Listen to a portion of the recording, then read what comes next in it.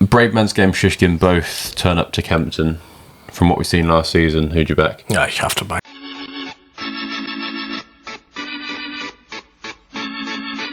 Hello and welcome back to the Let's Talk Racing YouTube channel for episode 2, where we go into big high-profile horses and give our verdict on what route they might take this season and which races they might win. How you doing? All right? Yeah, very good. Really enjoyed last week's video, getting stuck into the nitty-gritties, and every week that ticks by we're getting closer to Chepstow, closer to Cheltenham. Had Cheltenham on to me today on an email. They wanted to know what address to send my membership pack to, because they've obviously got back home and they've now got over here. Told them I'm a London man these days. Very exciting, eh? Yeah, very good. That gets the tingles going. Because we had such a great response from our last video, we decided to do a small giveaway. Now, I went on a golf day today at Ollie Murphy's and he gave me a cap. I already have one of these, so I want you to have this one. It is a lovely cap as well. It is a lovely cap. Team Murphy. We know we're all Team Murphy on the pod. If you want to win this, we'll send it to whoever wins it on the next. We'll announce it on the next video. Just simply... comment Booster Bob. Comment Booster Bob, and you'll enter this, and we'll pick a winner next week, and we'll send it to you the following week. So, yeah, Ollie Murphy cap, brand new, looking lovely, and what a man he is. Some very exciting horses at his yard this season, hopefully. If you do enjoy this video, please hit that like button, subscribe to the channel if you haven't already, and do get your comments down below. Horses you want us to talk about on next week's video. I think also we're only 100 subscribers away from the big 18,000. That's a push that I'd like to get to before the end of September. Do you reckon they can? I reckon it is possible if you have a friend or a family member or a son, a daughter, anything who you think may enjoy our channel, then do send this link onto them, and hopefully we might hit that this week. Maybe we might hit it by this time next week. You never know. That will be quality. The people are powerful. All right, the first horse we're going to talk about is Bravemansgame, my favourite horse in training. I think possibly my favourite ever horse. I love him that much. What would be the best way to campaign him? Because we know that the King George is the ultimate aim. Yep. We know that he'll go to the Gold Cup after that. Yes. And we know that he'll either go to Aintree or Punchestown. Yes. He'll follow the same path. However, his route to the King George may change. He's got the option of following what he did last year in the Charlie Hall or going to the Betfair Chase. Paul has hinted that the Betfair Chase might be of his preference because it's a Grade 1. Although personally, for me, I'd love him to go back to Wetherby. I think that's where he'll likely go, personally. Wetherby. Yeah. I think that's... If you were to give me one or the other at the moment, I suspect they'll end up going back to Wetherby. The only reason I say that is I do remember when Clan des Obeaux went for the Betfair Chase, ran a cracker behind Bristol de Mai a couple of years ago, and then got beaten in the King George. And I think forevermore Paul Nicholls was ruined that he actually ran him in the Betfair Chase, as much as that was the Grade 1. And Clan was in a similar situation at the time in terms of he'd already won a King George, and therefore I think Paul just went, we should be running exclusively in Grade 1s, but it's a hard thing to do. And I think it's important to note that the ground at Haydock is usually bottomless, and I think Paul's made it quite clear that Bravemansgame doesn't need heavy ground. No. I know he's won on softer heavy before, but I don't think he needs heavy whatsoever. No, but also, like, the Wetherby race is 2 or 3 weeks prior as well, and it's always that little bit nicer ground usually, you know. Nicer ground, easier field, and longer time to recover for the King George. I just think it just makes an awful lot of sense, to be honest. You can run him in a King George, an incredibly big Grade 1, you run him in a Gold Cup, you run him... I think they'll run him at Punchestown again. I don't think they'll go near Aintree. He's had a few poor enough kind of situations that have happened at Aintree in his novice chase campaign, got beaten by Always Seigneur as a novice hurdler, and you know if he hadn't missed the last in the Punchestown Gold Cup last year, we could have seen a Grade 1 winner, and I think you'd have fainted if he'd won with us in attendance. A horse who did like Aintree was Shishkin last year. He won the Grade 1 Betway Bowl. Obviously, the natural progression from that is the King George and the Gold Cup. Is he a Gold Cup horse? I think he could end up running in the Gold Cup. I wouldn't back him with stolen money for it myself. Just don't trust him enough. No, I think he's... riddled with talent. Oh, jeez, he's an incredibly good horse. You know, you only have to look back at his novice days and even the way...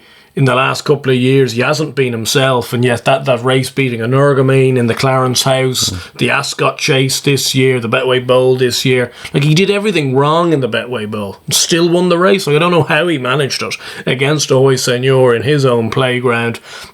Like, he's a horse that's got all the ability to run a very good race in a Gold Cup, but the way he's acted around Cheltenham the last twice, whether that be in the Champion Chase where he completely sacked the toys in, and really, even with him jumping out to his left, even with ground not being at its best, he should have been picking up and carrying those horses in the Ryanair and kind of contrived to lose the race. So as much as he may win Grade 1s this season, and he's got more than ability to do it, I don't believe there's going to be a Gold Cup win in him, and I don't think there's going to be a Ryanair Chase win in him either. Bravemansgame, Shishkin both turn up to Kempton.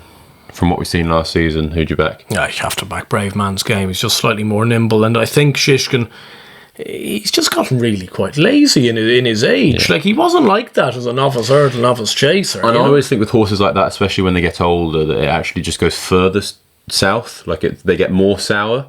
They very rarely at 10, 11 suddenly decide I'm going to be a nuisance, then the next day go, oh, I'm actually going to be really professional. But it's just funny because obviously Nicky Henderson wouldn't usually go for cheek pieces and stuff like that. So it's just an interesting one. Wouldn't be me for around Kempton. Perhaps at an Aintree again, you might see him at his best. A horse at the complete opposite end of his career is Mystical Power. Obviously the son of Annie Power, has done very well over the summer. I think they're thinking Royal Bond, a Grade 1 run next. Is he going to be a summer horse who looks really impressive, turns up to a Royal Bond, possibly is competitive, but then fades away during the winter? Or are we talking about a Cheltenham contender here?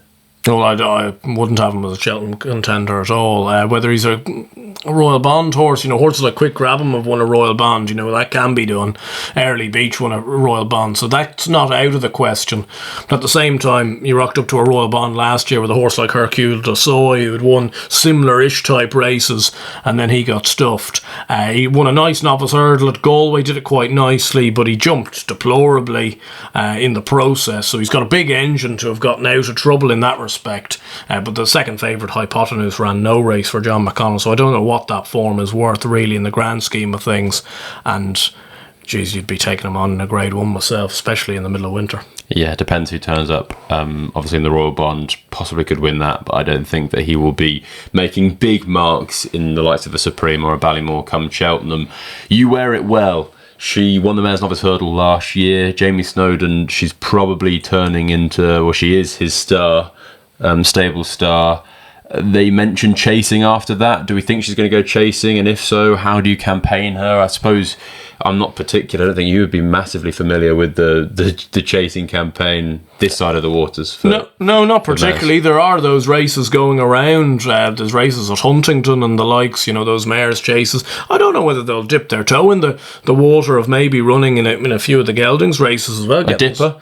Yeah, getting £7. Silly Isles. Yeah, you wouldn't put them off it, to be honest, because she was... She had 2.5 miler. Yeah, I'd have thought so, yeah. Like, I think they'll be looking back from the mare's chase, and she was so good at Cheltenham last year. I think it's very easy to swipe that performance under the rug. Why don't you think she's going to the mare's hurdle? I just think they've always thought she was such a good jumper of a hurdle that I think they thought it was the likely thing. Could be a big year for Jamie Snowden, though. He's got some interesting new young stock. He's got a horse from the flat that the King owns and stuff like that. There's been a fair bit of money pumped into the yard. Had a good season last year. Could be a man to keep on side. Another mare who is at the top of the tree when it comes to men's is Lossiemouth. She won the Triumph Hurdle. She won at Christmas. She won at the Punchestown. She's just won everything. She looks absolutely magic. Is she the rightful... Well, she is the favourite for the mare's hurdle. Is she the rightful favourite for the mare's hurdle, given she's never been past 2 miles and a furlong? And do we think she's going to stay? Well, she is the rightful favourite, first and foremost, definitely, given what she did last year. I don't see any reason why she won't stay. Behaviour in the Triumph Hurdle. Yeah, I think, though, if you just actually set a decent enough fractions in front of her, that race was a very odd race. They went out quick out in front. That Gary Moore horse that they couldn't control, Jupiter de Gite, went out in front, but then he sacked the toys out of the pram down the back, and then they went a crawl, and she got quite lit up. It was a very strangely run race. I was very impressed, though, how keen she was in the middle part of that race, and she wasn't stopping at the line one bit. No, I must admit, she's one of the high-profile horses this year that I'm not 100% sure on. In the sense of, I think in an ideal world, they'd be campaigning her over 2 miles. But because of the likes of Constitution Hill, State Man, and they've got so many options in Perry Pass they could go down that route with, they're finding themselves naturally, because the big mare's race is over 2.5 miles, going down that route. I just don't think she screams a 2.5 miler, and I'm just thinking end-to-end gallop, and this is purely thinking of a Cheltenham Festival end-to-end gallop in the mare's hurdle. It's a stamina sapping 2.5 miles end-to-end.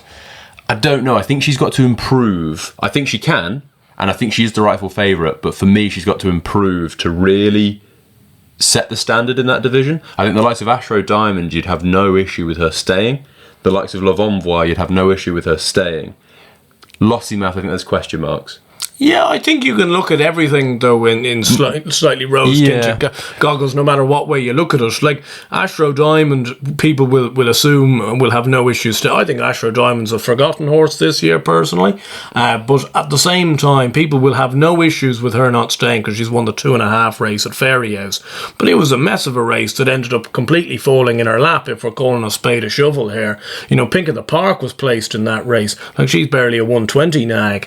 You know, so that wasn't a great piece of form or anything like that. And yet, she barely got home over 2 miles in the Royal Bond or 2 miles at Leopardstown in the race that Ilete Tomp won. So, it's just one of those ones. Sorry, it was the Facile Vega race at Christmas. But you can look at things from the way you want to look at them. I fundamentally think that Lossiemouth's a better horse than Ashrow Diamond. And I do look at Ashrow Diamond, and I think she's fundamentally a better horse than Gala Marceau. So I don't know where else, like who else is going to come into the picture? Is L'Envoi better than all of them? I was just possibly. Yeah. She had ran a massive race behind Honeysuckle. I think you can obviously look at it in rose tinted glasses, but ultimately Ashrow Diamond's won over 2.5 miles, and so has L'Envoi, and Lossiemouth hasn't been anywhere. Hasn't been within 3 furlongs of 2.5 miles. So I purely just have my doubts, and she's quite exuberant. She was very exuberant in the Triumph. She'd have to behave. She'd have to be more professional. She'd have to be better than what she's shown, I think, to win that race. No, I think that's fair enough. What price do you give me? Just last thing, what price do you give me that some shrewds come February next year are going to go to the well one more time with Echoes in Rain in the mare's hurdle? People need to learn. She's not going to win at Cheltenham. No, Energumene El Fabiolo. One of them. Is one of them going to go up in trip? No. So they both run in the Champion Chase? I think there's a chance, yeah. If one of them was to go up in trip, who would it be? It's a hard one, because probably who cracks first of the two.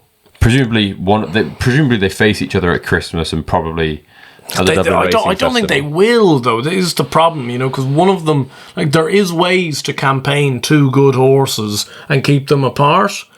And like Energumene's going to run in the Clarence House again, no matter what. Whether it's at Ascot or whether it's at a Cheltenham rearranged meeting like it was last year. And El Fabiolo will take in the DRF and maybe take in Christmas. So you think Energumene could go to the Hillyway or Hillyway and Clarence House, Cheltenham, 4 runs in a season? Potentially, yeah. It's a hard one, but I don't know. It probably depends how the Ryanair looks and what Willie Mullins has / does he have anything? Will Allaho rise from the grave to kind of come back into that division? Does he have anything else that will step into that division? Doesn't look particularly likely. His 2.5 to 3 mile novice chasers were poor last year. Energumene at his best, El Fabiolo at his best. Who's going to win the Champion Chase? Give me ground. Soft ground. Just soft ground. I think very hard to get past Energumene on soft ground. Jonbon, Britain's leading hope for the Champion Chase after winning the Celebration. I'll tell you what's going to happen with Jonbon. Please. He's going to turn up in the Tingle Creek and beat the best of the British, which won't be much, like he did at the Celebration. And he's going to win the Tingle Creek. He then will probably go to Kempton at Christmas and will win there as well, the Desert Orchid. He'll then maybe take in the Game Spirit. Maybe. Or something like that. I suppose if he didn't, it wouldn't be the end of the world. Could go straight to Cheltenham. And he'll get to Cheltenham and get beat by one of the two that we've just spoken about, Energumene or El Fabiolo. It happened last year, and I'm a little bit disappointed in myself because the start of the season last year, I said that would happen. I said that he would win everything before getting to Cheltenham, and then we'll show, and it will prove that he's a stayer, because he'll get beat by one of the Mullins horses. Instead, I didn't listen to myself and went against him up until Cheltenham. Got to Cheltenham, ended up backing him for the Arkle, and then he got beat by one of, El Fabiolo's. You can at least live happy in the memory that I enjoyed my 2.5 pints of Camden Hells from the 20 quid match bet I did. No, it's true. Just a spot question for you. I think he's a 2.5 mile 3 miler. At their absolute best, 2 miles, decent ground, would you, like, at their absolute heyday, would you back Jonbon or would you back Edwardstone? In the absolute, at their best? Yeah. Edwardstone. Yeah. I would tend to agree. Yeah, I just think that we didn't see the best Edwardstone at Cheltenham, and no, definitely not. Yeah, he's a very good horse. I think Jonbon is, as much as I've maybe come across like I don't like him, I think Jonbon is a real top-notch 2.5 to 3 miler.